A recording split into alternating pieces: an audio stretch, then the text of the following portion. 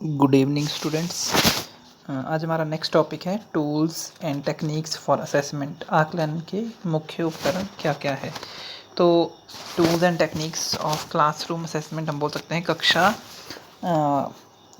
में जो आकलन हम करते हैं उसके लिए क्या क्या उपकरण और तकनीकें जो है। तो in the classroom teachers are the primary assessor of students, क्योंकि कक्षा में क्या है, एक जो टीचर होता है, अध्यापक जो होता है वो मुख्य मतलब आप बोल सकते हो कि असेसर होता है, कि जो मेन जो असेस करता है स्टूडेंट को, वो टीचर होता है। Teachers design assessment tools with two broad purposes: to collect the information that will inform classroom instruction and to monitor students progress towards achieving year and learning outcomes। तो क्या बोला गया है कि जो अध्यापक है वो डिज़ाइन करते हैं असेसमेंट टूल्स को दो पर्पजेस से।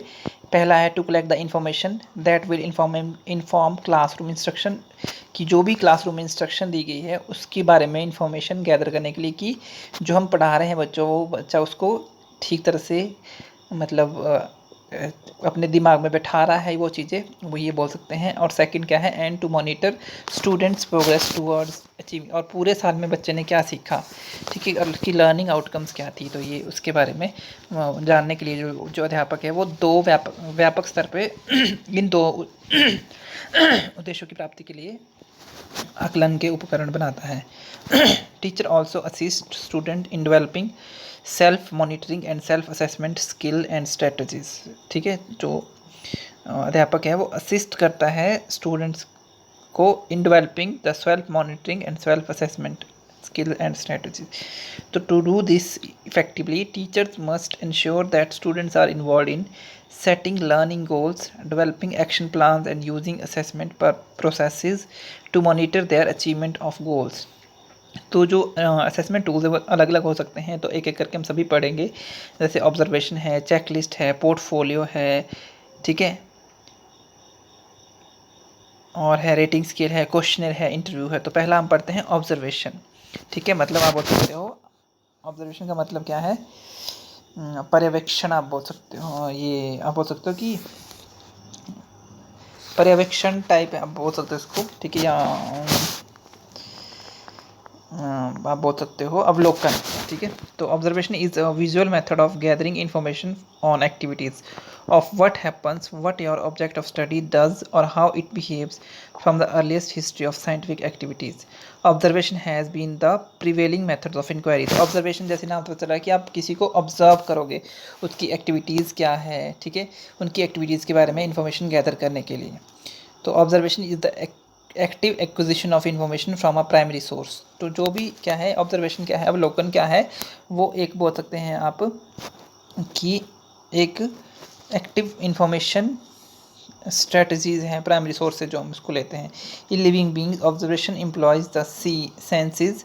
ठीक है, तो एक लिविंग बींग्स में क्या है, जो हम बोल सकते हैं कि जो ऑब्जर्वेशन है वो सेंस का यूज़ करती है।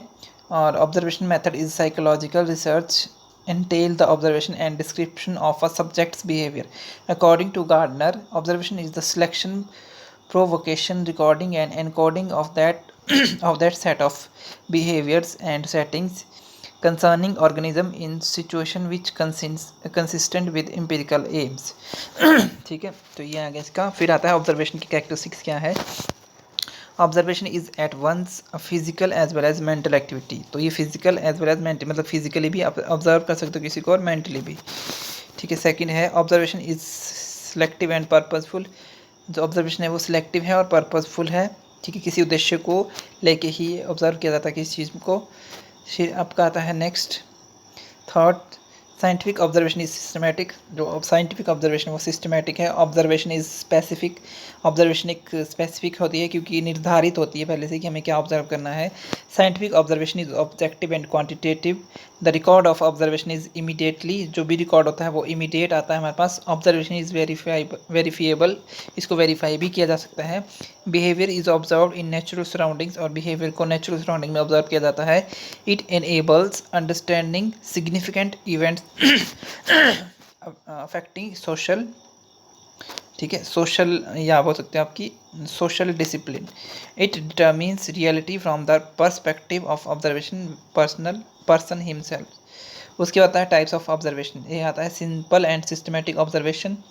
ठीक है, तो सिंपल और साधारण और जो आप बोल सकते हो सुव्यवस्थित आप अवलोकन जो आप बोल सकते हो।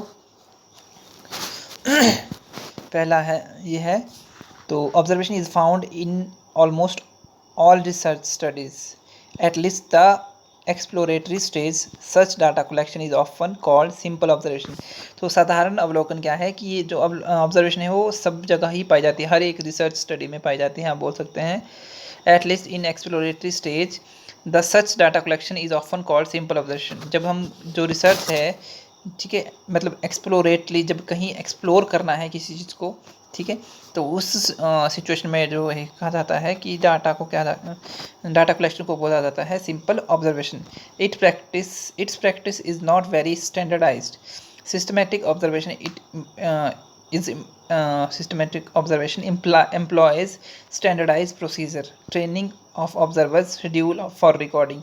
तो क्या है इसमें जो क्या क्या ये कंसिस्ट करती है, बोल सकते हो कि ये स्टैंडर्डाइज प्रोसीजर को फॉलो करता है, ट्रेनिंग ऑफ ऑब्जर्वर को फॉलो करता है, ठीक है, मतलब इसमें ऑब्जर्वर को ट्रेन किया जाता है, और एम्प्लॉय जो है वो स्टैंडर्डाइज प्रोसीजर को फॉलो करते हैं, और शेड्यूल फॉर रिकॉर्डिंग, इसमें जो भी रिकॉर्डिंग की जाती है उसके लिए शेड्यूल तैयार किया जाता है। ठीक है, फिर आता है सब्जेक्टिव एंड ऑब्जेक्टिव, दूसरी टाइप के ऑब्जर्वेशन आप बोल सकते हैं।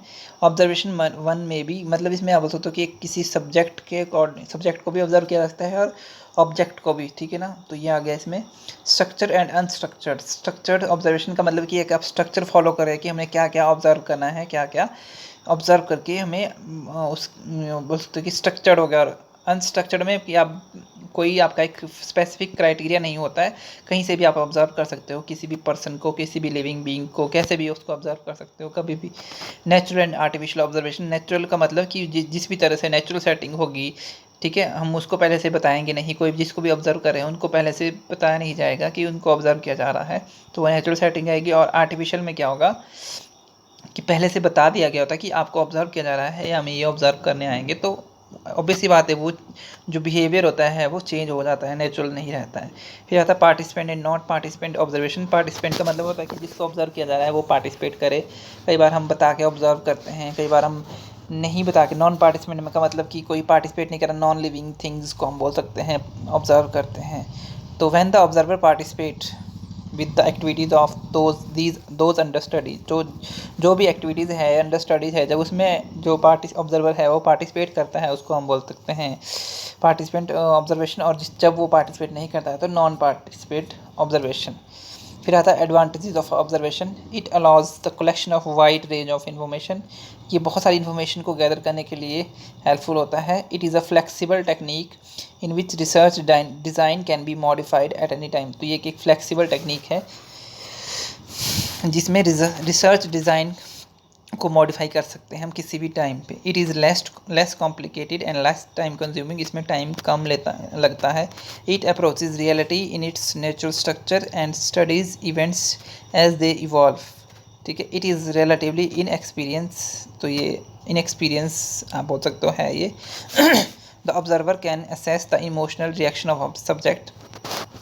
फिर आता है observer can record the content which gives meaning to respondent expression. फिर आता है the behaviour being observed in natural environment will not cause any bias. तो जो भी नेचुरल सेटिंग में जब हम इसको नेचुरल एनवायरनमेंट में जब किसी को ऑब्जर्व करते हैं तो उसमें बायसनेस नहीं होती है। Superior in data collection and dependable and convincing. तो ये सुपीरियर है डाटा कलेक्शन में, greater accuracy and reliability of data. तो इसमें जो रिलायबिलिटी है डाटा की और एक्यूरेसी है वो ज़्यादा होती है। Results are more dependable and convincing. तो रिजल्ट इसमें डिपेंडेबल आते हैं। लिमिटेशन क्या है इसकी? Establishing the validity observation is always difficult. तो अगर हमें किसी भी ऑब्जर्वेशन की वैलिडिटी को इस्टेब्लिश करना है तो बहुत डिफ़िकल्ट हो जाता है वो। The problem of subjectivity are involve. इसमें सब्जेक्टिविटी की कई बार प्रॉब्लम आ जाती है, बोल सकते हो आप वस्तुनिष्ठता की। ठीक है, देयर इज़ सब्जेक्टिविटी मतलब इसमें कोई जैसे बोल सकते हैं कि ऑब्जेक्टिविटी नहीं रहती, इसमें सब्जेक्टिविटी आ जाती है। There is a possibility of distortion of the phenomena through the very act of observing. तो इसमें कई बार होता है कि डिस्टॉर्शन आ जाती है इसमें, ठीक है ना, जैसे हम कोई भी चीज़ को ऑब्जर्व करते हैं उसमें। It is a slow and laborious process, तो स्लो प्रोसेस है, धीरे, क्योंकि ऑब्जर्व हम जो करेंगे उसमें टाइम थोड़ा लगेगा, और लेबोरियस प्रोसेस है। The events may not be easily classifiable, और इसमें जो भी इवेंट्स है उसको ईजिली क्लासीफाई नहीं किया जा सकता। The data may be unmanageable, और डाटा कई बार क्या होता है अनमैनेजेबल हो जाता है।